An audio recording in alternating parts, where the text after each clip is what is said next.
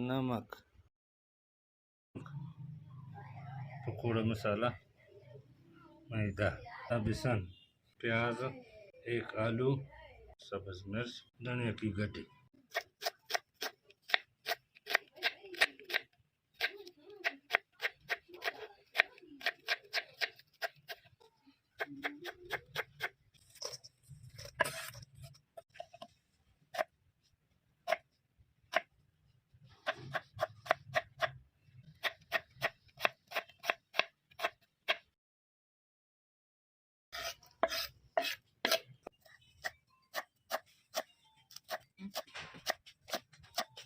फिर अभी धनिया काट के ये भी डाल दिया।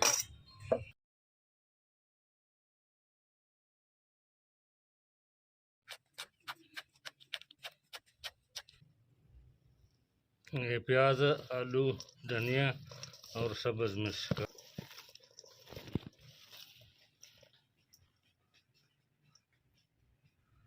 अब ये बेसन डालते हैं, 2 कप बेसन है।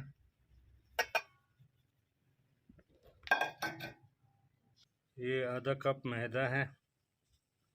ये 2 चम्मच पकोड़ा मसाला है। नमक।